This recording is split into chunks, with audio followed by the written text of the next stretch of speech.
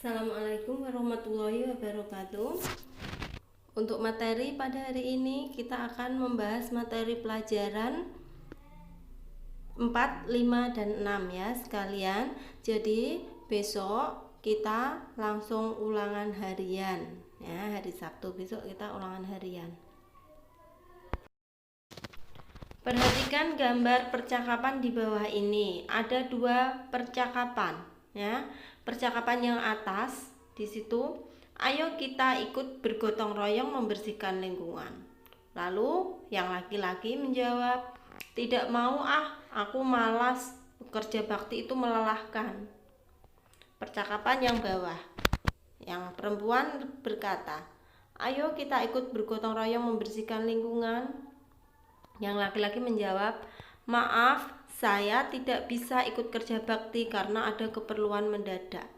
Dari dua percakapan ini, menurut kalian, manakah kalimat penolakan yang dapat menjaga kerukunan? Jadi kalimat penolakan.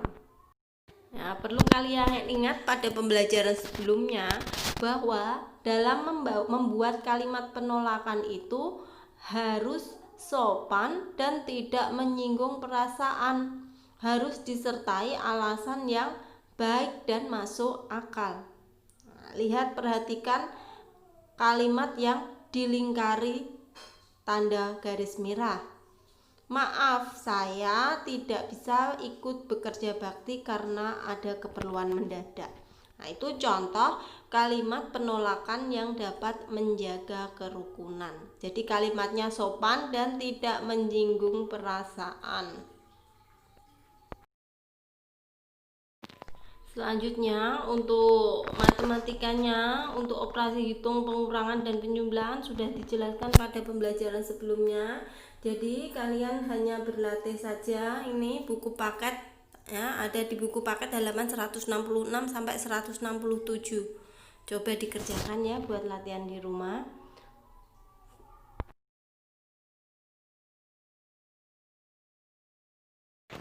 Perhatikan percakapan berikut ini ya. Ini percakapan antara Made dengan Udin ya. Made, ayo kita berolahraga bersama di lapangan. Maaf Din, kali ini aku tidak ikut berolahraga. Tidak apa-apa Made, apakah kamu akan pergi ke suatu tempat? Betul Din, aku akan mengunjungi paman bersama keluargaku. Baiklah, selamat bersenang-senang. Terima kasih Udin. Ini percakapan antara Made dan Udin. Pada percakapan ini terdapat kalimat ajakan dan kalimat penolakan. Seperti pembelajaran yang lalu kita sudah mempelajari tentang kalimat ajakan dan kalimat penolakan. Itu yang dilingkari lingkaran merah itu kalimat contoh dari kalimat ajakan.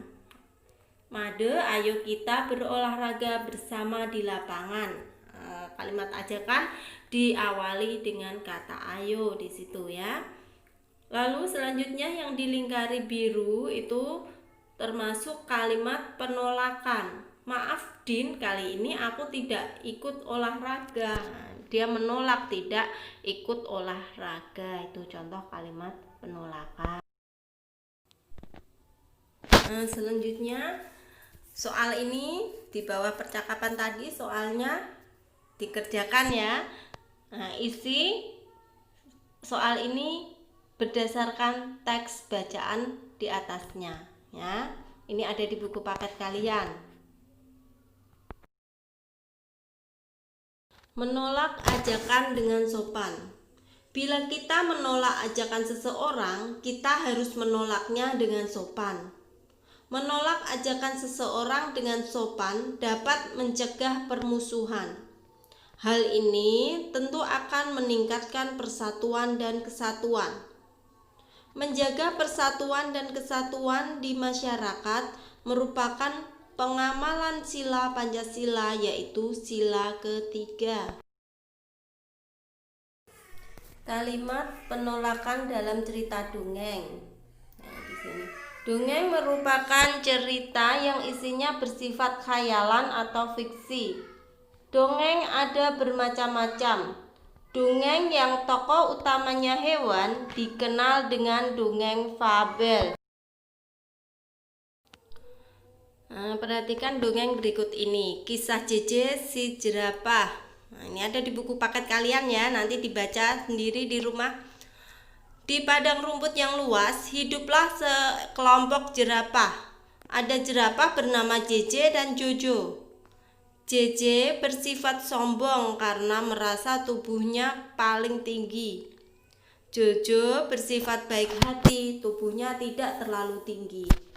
Pada suatu hari, kakek jerapah meminta tolong pada JJ dan Jojo. Kakek jerapah minta tolong diambilkan daun segar. Namun JJ menolak. Tidak mau, Kek, saya sedang repot. Jojo dengan sekuat tenaga mengambil daun segar untuk kakek jerapah. Suatu hari, JJ mendapat kesulitan. JJ jatuh, kakinya terjepit bebatuan. Teman-teman hewan lainnya tidak tega melihat JJ kesulitan. Mereka menolong JJ. Akhirnya JJ sadar bahwa saling menolong antar teman itu penting. Nah, dari cerita ini nanti kita dapat mengambil hikmah dan kesimpulannya. Bagaimana jika sifat sombong itu akhirnya bagaimana, sifat yang seharusnya yang baik itu bagaimana ya.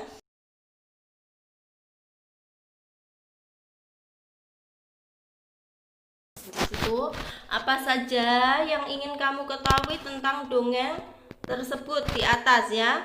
Tuliskan pertanyaan tentang dongeng yang telah kalian dengar. Nah, untuk menulis pertanyaan ini kalian harus mempelajari cara membuat pertanyaan yang baik. Sekarang simak selanjutnya ini ya. Dalam membuat pertanyaan dapat menggunakan kata tanya. Nah, ini sangat populer, biasanya disingkat dengan 5W plus 1H. Apa saja kata tanya itu? Nah, di situ what, apa, menggunakan kata tanya apa, mengapa, kapan, siapa, di mana, dan bagaimana. Kata tanya apa itu untuk menanyakan sesuatu yang belum diketahui, apa atau apakah. Mengapa itu untuk menanyakan alasan. Kapan itu untuk menanyakan waktu. Siapa untuk menanyakan orang. Di mana untuk menanyakan tempat. Bagaimana itu untuk menanyakan cara. Nah, kalau membuat pertanyaan biasanya diawali dengan kata tanya ini salah satunya. Dan di akhir kalimat menggunakan tanda baca tanda tanya. Ini contoh pertanyaan ya. Yang pertama, apa yang diminta oleh kakek jerapah kepada JJ? Terus pertanyaannya lagi, apakah JJ menyesali sikapnya yang sombong? Selanjutnya, bagaimana JJ menyesali sikapnya yang sombong? Ini contoh pertanyaan berdasarkan teks bacaan tadi ya.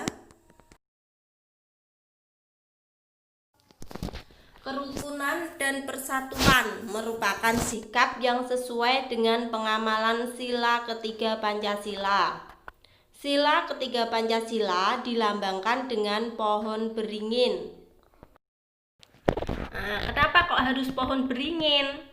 Kenapa kok tidak pohon yang bagus saja yang dijadikan lambang dari sila ketiga ini?